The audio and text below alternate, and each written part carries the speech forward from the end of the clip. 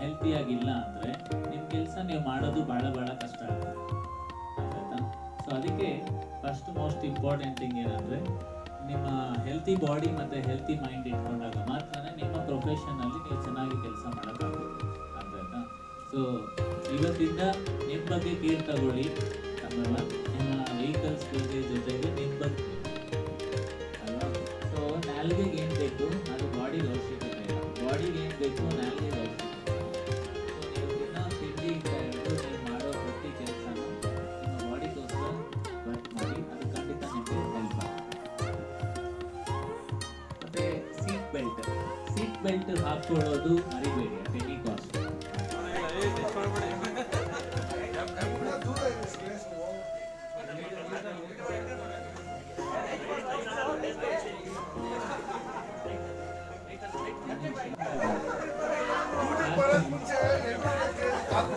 ನಿಮ್ಗೇನು ಅರ್ಥ ಆಯ್ತು ಅವರು ತೋರಿಸಿ. ನಾನು ನಿಮ್ಗೇನು ಹೇಳಿದ್ದು,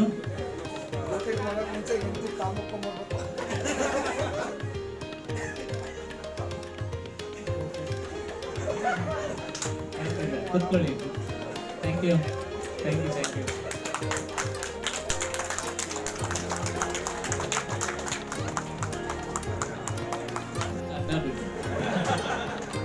ಅಂದ್ರೆ ಒಂದು 10 ಜನರಲ್ಲಿ ಒಂದು ಇನ್ಫಾರ್ಮೇಶನ್ ಪಾಸ್ ಮಾಡಬೇಕಾದ್ರೆ ಎಷ್ಟು ಮಿಸ್ಕಮ್ಯುನಿಕೇಶನ್ ಆಗ್ತಾ ಇದೆ.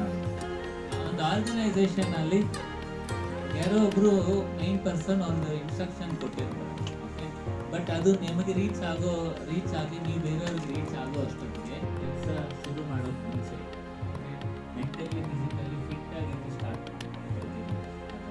ಅವಾಗ ನಿಮಗೆ ಕರೆಕ್ಟಾಗಿ ಬರಬೇಕು. ಸೊ ಇನ್ನೊಂದು ಬಂದು ಫಿಸಿಕಲ್ ಆ್ಯಂಡ್ ಮೆಂಟಲ್ ರಿಕ್ವೈರ್ಮೆಂಟ್ಸ್ ಬೇಕಾಗಿರೋದು ಏನಂದರೆ, ಒಂದು ನೋ ಫ್ಯಾಟಿಂಗ್, ಅಂದರೆ ತುಂಬ ಆಹಾರ ತಿಂದುಬಿಟ್ಟು ನೀವು ಎಲ್ಲರೂ ಕೆಲಸ ಹೋಗೋಕ್ಕೆ ಮುಂಚೆ ನಿಮ್ಮ ಬಗ್ಗೆ ನೀವು ಕೇರ್ ತಗೊಳ್ಳೋ ಫುಡ್ ಆಗ್ಬೋದು, ಆಮೇಲೆ ಫಿಸಿಕಲಿ ಫಿಟ್ ಆಗಿರೋದಾಗ್ಬೋದು, ಮತ್ತು ಹೆಲ್ತ್ ಕಂಡೀಷನ್ನ ಗಮನದಲ್ಲಿ ಅದ್ರ ಪ್ರಕಾರ ತುಂಬ ಹೆಲ್ಪ್ ಆಗುತ್ತೆ. ಸೆಕೆಂಡ್ ಥಿಂಗ್ ಏನಂದರೆ ನಿಮ್ಮ ಸೆನ್ಸರಿ ಫಂಕ್ಷನ್ಸ್ ಅಂದರೆ ಏನು, ಕಿವಿ, ಕಣ್ಣು, ಮೂಗು, ಬಾಯಿ, ಮತ್ತು ಇವೆಲ್ಲ ನಿಮ್ಮ ಕಂಟ್ರೋಲಲ್ಲಿ ಇದ್ರೆ ಚೆನ್ನಾಗಿರುತ್ತೆ ಅಲ್ವಾ. ಸೊ ನಿಮ್ಮ ಮೂಡ್ ಪ್ರಕಾರ ನಾರ್ಮಲ್ ಆಗಿ ಒಂದು ರೋಡಲ್ಲಿ ಓಡಿಸ್ತಾ ಇರ್ತೀರ ಗಾಡಿ, ಸ್ವಲ್ಪ ಯಾರಿಗೋ ಮೊಬೈಲ್ ನೋಡೋದು ಅಥವಾ ಜಾಸ್ತಿ ಕಣ್ಣಿಗೆ ಅಫೆಕ್ಟ್ ಆಗೋ ಥರ ಏನು ಮಾಡೋಕ್ಕೆ ಹೋಗ್ಬೇಡಿ. ಯಾಕೆಂದರೆ ಕಣ್ಣಿಲ್ದಿರ ಡ್ರೈವ್ ಮಾಡ್ತೀರಾ, ಅದಲ್ಲ. ಸೊ ಆ ಒಂದು ಕಾರಣಕ್ಕೆ ನಿಮ್ಮ ಕಣ್ಣು ತುಂಬ ಇಂಪಾರ್ಟೆಂಟು. ಸ್ವಲ್ಪ ಹೆಚ್ಚು ಕಡಿಮೆ ಆದರೂ ಕೂಡ ಲೈಫು ಏನೋ ಆಗುತ್ತೆ. ಮತ್ತು ಟೆಂಪ್ರರಿ ಇಲ್ನೆಸ್ ಅಂದರೆ ಆಕ್ಸಿಡೆಂಟ್ಸ್ ಆಗಿರುತ್ತೆ. ಸೊ ಆದ್ದರಿಂದ ನಿಮ್ಮ ಬಗ್ಗೆ ನೀವು ಕೇರ್ ತಗೊಳ್ಳೋದು ತುಂಬ ಇಂಪಾರ್ಟೆಂಟ್.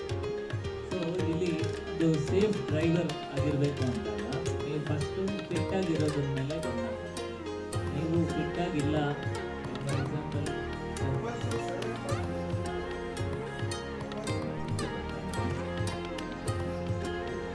ಸೊ ಸ್ಟ್ರೆಸ್ ಅನ್ನೋದು ಎಂಥ ವ್ಯಕ್ತಿಗಾದ್ರೂ ಬೀಳ್ಸೋದಕ್ಕೆ ಸಪೋರ್ಟ್ ಮಾಡುತ್ತೆ. ಅಂಥದ್ರಲ್ಲಿ ನೀವು